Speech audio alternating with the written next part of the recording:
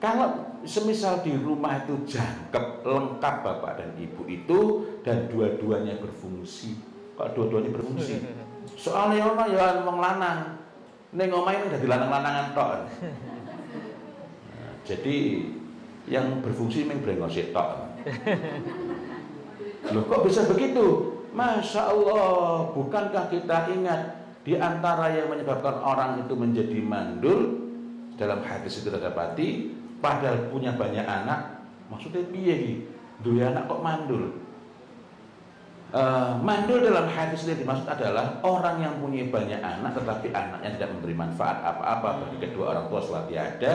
Sumbernya adalah seorang bapak yang tidak dapat memberikan apapun kepada anaknya di luar soal nafkah. Dan ketika dirunut lagi, sumber masalahnya adalah seorang bapak yang tidak dapat mengendalikan dirinya ketika sedang marah.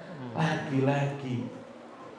Dan di hadis itu bunyinya adalah di awal dari pertanyaan, siapakah orang yang perkasa itu? Maka para sahabat radhiyallahu anhum menyatakan seorang laki-laki yang tidak terkalahkan, maksudnya dalam gulat. Tapi kata Rasulullah SAW, laisa bidzalik, walakinnahu alladhi yamliku nafsahu 'indal ghadab. Bukan demikian, tetapi orang yang perkasa itu ialah seorang laki-laki yang dapat mengendalikan diri ketika sedang marah. Masya Allah. Laki-laki mengendalikan diri ya? Laki-laki selalu mengendalikan diri. Berarti ini tadi yang mirip tadi ya, bukan mirip ya, memang ini tahallum tadi Ustaz ya. Tahallum, berusaha secara sengaja tadi. Nah, cuma ada perbedaan sedikit dalam Al-Quran ini, yakni kalau dalam kondisi marah saja tidak dapat mengendalikan diri, justru menjadi sebab anak-anak itu tidak beri manfaat bagi kedua orang tuanya selama tiada, maka apatah lagi kalau bapak-bapak itu ketika di rumah hanya berfungsi brengosnya saja, sementara yang lain-lain dia tidak peduli dengan anaknya. Nah, ini hal-hal awal, jadi jangan jangan serahkan. Tadi ya, katanya menyerah-nyerah. Makanya kalau menyerahkan kok kayaknya terlalu indah gitu ya. Saya sebut jangan lemparkan ya. Jangan lemparkan kewenangan. Karena janjinya tidak memberikan kewenangan kan itu. Cuma mergo wis sakarepmu saking judike gitu.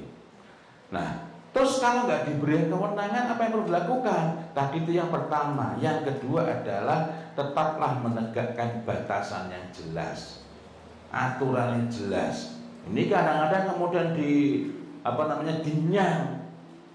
Batas akhir pulang ke rumah jam 9. Misalnya, dinyang meneh. Umi ora belum ngerti egois sakarepe dhewe. Kanca-kancaku wae, coba delenglah. Kanca-kancaku wae. Nah, sementara kanca-kancane kuwi memang wis diumbar mau kuwi. Nah, akhirnya ayo wis dikasih kelambatan, ya wis paling lambat setengah 10 pulang ditegur. Wong dadi wong tua rasa blas mesti oleh salah ya. Nah, inilah. Jadi dalam hal ini tetaplah menegakkan batasan yang jelas. Tidak jarang terjadi remaja sulit itu berusaha menguji dan menantang orang tua dengan apa? Dengan menentang. Menantang dengan menentang. Iya, menentang itu melawan ya. Menantang itu memang golek perkara. Memang cari perkara agar dirinya memiliki kebebasan yang lebih besar. Nah, jadi itu semua dilakukan untuk menguji cobojal kekuatan ini. Sebesar apa kekuatannya dan sekuat apa kita itu menghadapinya. Dalam situasi seperti itu sangat penting untuk menegaskan itu kalau aturannya sudah ada. Karena kadang-kadang ada yang belum di rumah-rumah itu tidak ada aturan. Misalnya, ya rapopo ning rasa suwi-suwi lho. Aja kewengen. Suwi-suwi sama kewengen itu apa? Raja kental. Iya. Wah, aku suka metu ya, telepon nyebuah tenan. Ya Allah nak, aku metu suwi biang. Gue suka wong Jawa. Terus lah iya wis dikandani rasa wengi, urung wengi wis jam 11 wengi wae. Nah, artinya itu semua adalah aturan yang enggak jelas. Aturan itu sebaiknya dibikin gitu Ustaz ya. Dibikin, disepakati. Kalau sudah ada, tadi ini adalah menegaskan. Kalau sudah ada, menegaskan. Baleni meneh. Dan jangan mudah untuk nego, kecuali ngenyang ojo gampang nyang-nyangan. Ibu-ibu kena nyang-nyangan ning pasar yo kuat bianget betah. Nek nyang-nyangan karo bocah iki wis terkalahkan oleh rasa sayangnya. Sok-sok ibu-ibu ini kan ya menarik loh. Nek pas anake nganu kae ora oleh iki, ora bergizi, ora oleh iki. Makanan junk food, ora ono manfaate ora apik. Tapi ketika anak sudah merengek, ya wis piye meneh gitu ya. Nah, itu menegaskan. Jadi batasan yang mudah, yang jelas. Jangan berlebihan. Berlebihan kuwi piye? Ya. Jangan terlalu. Wong sepiro kancaku luwih temen meneh. Jadi tidak ada batasan yang jelas, tidak ada batasan yang jelas. Atau yang lain lagi. Jadi prinsipnya begini, kita tidak bisa mengatakan melampaui batas kalau tidak jelas batasnya. Kita tidak dapat menyalahkan anak itu sudah berlebihan kalau tidak jelas ukurannya. Maka ukuran itu perlu dibikin, gitu ya. Jadi kalau tadi menegaskan atau menetapkan. Nah, dalam banyak kasus remaja sulit itu tumbuh membangkang karena batasannya memang tidak ada. Loh, ini yang kadang-kadang ketika mengingatkan orang tuanya tersinggung. Mohon maaf Pak, saya itu ya sedikit-sedikit tahu aturan, anak saya juga saya didik. Lah gitu. Cuma ternyata aturannya orang cetok tadi, ya. Misalnya kamu tuh ya harus tanggap, harus bantu orang tua. Kamu harus bantu adikmu. Ya bantu, neng bantu nih rasa bejaji, tidak bermakna. Jadi ini memang perlu ada batasan-batasan yang jelas. Yang ini semua agar dapat menjaga hubungan yang baik dan membangun antara kita dengan anak remaja kita yang sulit itu. Bahwa dia itu remaja sulit, kita dapat memaklumi. Maksudnya memaklumi bukan dibiarkan. Memang perlu waktu, memang perlu perlakuan yang agak berbeda dengan saudara-saudaranya yang sudah baik-baik saja, tetapi jangan sampai menjadikan yang baik-baik mikir lebih enak dari bocah sing gemblung ya. Sok-sok nunggu kita. Sing gemblung ini malah oleh akeh lho. Luwih digatekke. Sing gemblung iki nek tekone baline pulang ke rumah jam 11 ora dinesoni. Tapi kalau kakaknya atau adiknya yang baik-baik jam 9 ditegur, kamu nggak usah, nanti kamu kayak dia ini malah mikir enak ketika yang menentuin wae gitu ya. Penetapan batasan aturan ini sebaiknya oleh orang tua langsung. Orang tua. Jadi bukan negosiasi sama bukan. Anak.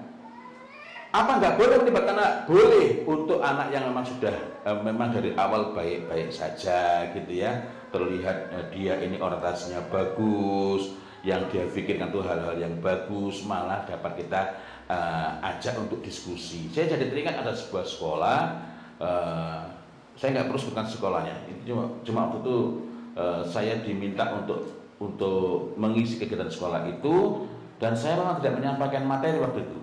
Saya hanya menggali masalah-masalah yang ada di sekolah itu. Lalu guru-guru menyampaikan belakangan. Maka saya tanya, Pak, ini bukan dari dulu Bu? Betul. Sejak kapan? Nah kan ini belakangan ini anak-anak kami itu menjadi lebih susah diatur, tidak takut terkena sanksi, Dia bilang, belakangan ini, karena ada sekian masalah gitu ya. Saya tanya, mulai kapan? Disebutkanlah kejadiannya. Nah itu ada apa di sana? Sejak saat itu kami kalau bikin aturan melibatkan siswa. Aturan. Kalau sanksinya juga ditetapkan oleh siswa. Lalu saya tanya, siswanya sudah gila belajar belum? Sudah senang belajar belum? Belum. Semangat sekolah enggak? Kurang. Kalau siswanya seperti itu, kira-kira kalau bikin sanksi, bikin hukuman, bikin kalau melanggar nanti kena ini, kira-kira yang membuat mereka kapok atau membuat mereka tidak ragu-ragu untuk mengulang lagi. Nah, mereka sendiri yang jawab, guru itu aturan atau sanksi hukuman yang membuat mereka tidak takut mengulangi lagi. Nah, kalau begitu saya jelas toh. Begitu pula dalam hal ini, bikin aturan kalau anaknya itu merupakan remaja sulit, ya orang tua yang menetapkan, mengkomunikasikannya dengan baik.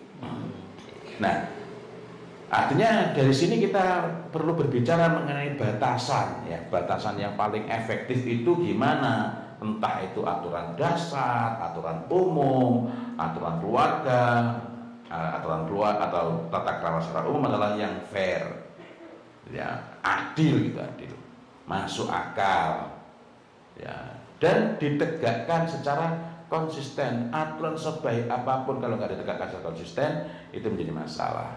Jika selama ini misalnya menghadapi mereka itu tanpa aturan, tanpa batasan yang jelas, nah tadi seperti saya sebutkan di awal, sekaranglah saatnya untuk menetapkan batasan-batasan itu dengan jelas. Dan kalau misalnya sebelumnya sudah ada batas-batasan tapi kok nggak pas gitu ya, atau memang nggak jelas, nah sekarang inilah saatnya untuk menetapkan batasan-batasan yang berbeda dengan sebelumnya. Nah ini yang perlu didiskusikan adalah antara suami istri itu, atau salah satunya melihat ini kudu ngene, lalu menyampaikan kepada misalnya seorang istri kepada suaminya, iki bocah-bocah kudu ngene, anak-anak ini aturannya harus begini. Nah, dan aturan-aturan itu kuatkan dengan tindakan nyata. Maka jika selama ini aturan itu ya ada gonta-ganti aturan tapi tidak ditegakkan secara konsisten, berarti sekarang ketika kita mau membuat batasan yang lebih cetok tadi, persiapkanlah diri Anda, diri kita itu terlebih dahulu.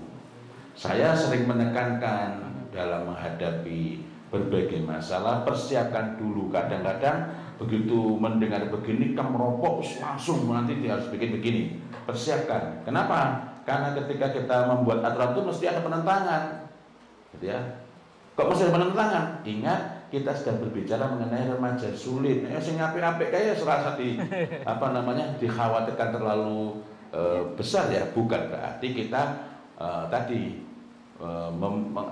gampang-gampang karena tadi ketika kita ini nggak pas, sing apik malah dipikir, kata enak jadi sing gemblung kae. Ya. Kenapa? Karena aturannya tidak fair, tidak adil. Ingat, anak itu tumbuh seperti itu karena batasan yang nggak konsisten antara orang tua dan anak, atau nggak konsisten antara emak dan bapak, ya. Atau bahkan jangankan antara emak dan bapak, emaknya sendiri saja atau bapaknya sendiri saja dengan dirinya sendiri gak konsisten antara yang diucapkan dengan tindakannya. Kan tadi ada yang gak konsisten antara kedua orang tua. Tapi ada yang gak konsisten dia. Kalau dengan anak keras, kalau dengan dirinya sendiri apa ya? Jadi ini maksudnya gini, gak konsisten pada diri sendiri itu gini. Ono kalane kenceng keras tapi di saat yang lain gambleh gitu ya. Nah, piye? Itu pada anak ya, berarti. Maksudnya ketika anaknya ini ngelanggar, mamanya kalau pas lagi nggak kenceng gitu, kita nggak boleh tadi itu. Tadi saya sempat bahas antara orang tua dan anak, atau dari diri orang tua, salah satu orang tua pada dirinya sendiri, gitu ya. Maksudnya ketika orang tuanya melanggar aturannya itu? Iya, apa namanya? Atau bahkan kita orang tua menghadapi keadaan yang serupa. Nah, kalau masih ada satu orang tua yang konsisten, masih ada satu orang tuanya dapat mengambil peranan yang lebih besar. Memang lebih berat ya, lebih berat. Kenapa? Karena salah satu orang tuanya itu berarti menjadi pasiennya. Gitu. Nah, kita teruskan lagi.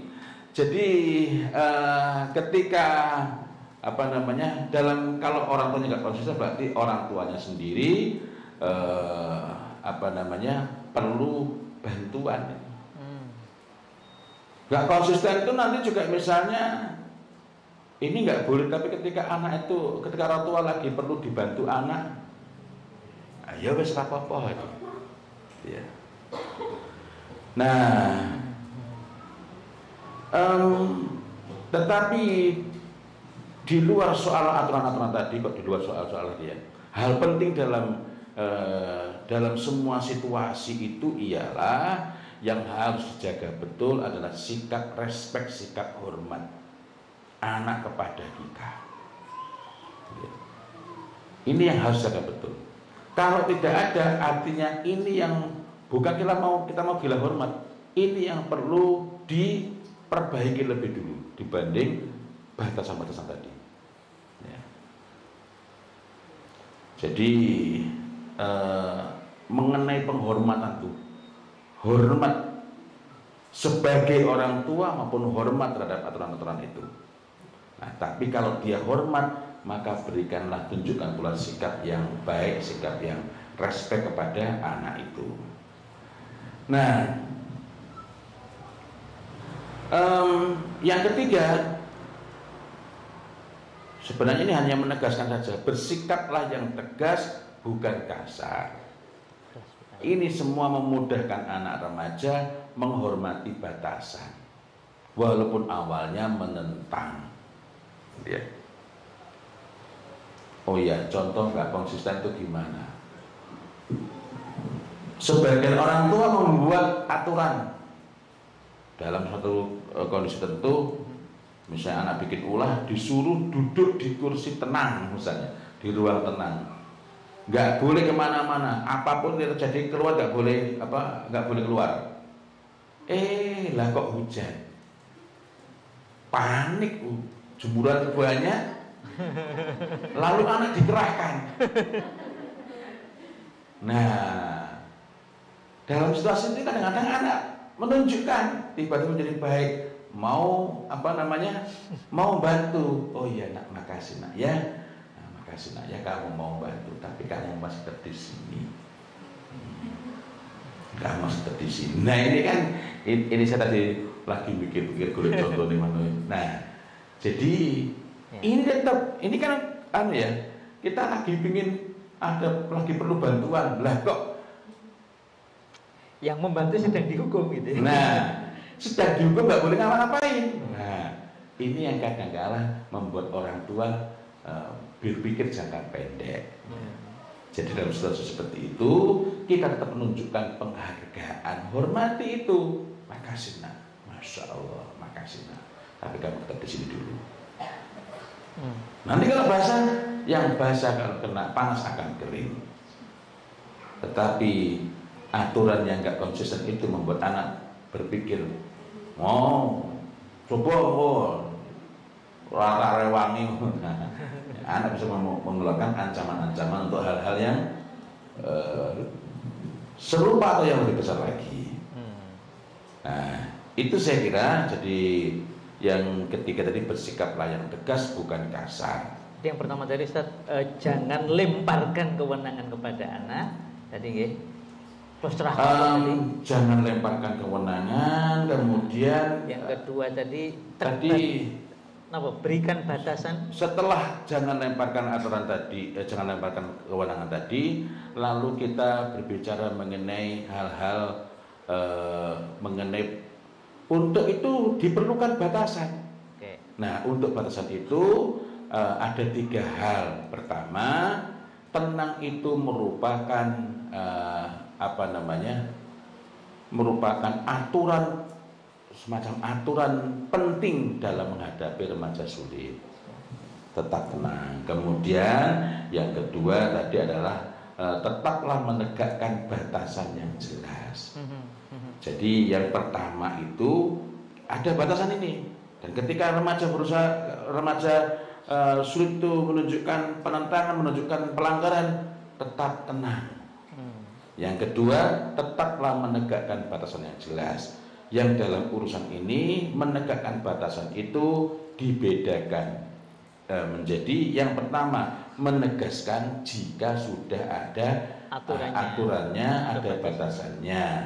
Cuma selama ini tidak ditegakkan secara konsisten, dan sekaranglah saatnya untuk menegakkan secara konsisten, dan itu kita komunikasikan kepada anak.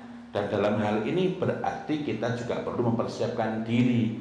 Nah, yang kedua adalah menetapkan kalau sebelumnya tidak ada aturan-aturan.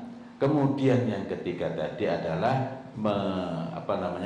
bersikap yang tegas, ya, bersikap yang tegas terhadap batasan-batasan, terhadap aturan-aturan itu, tetapi bukan bersikap kasar.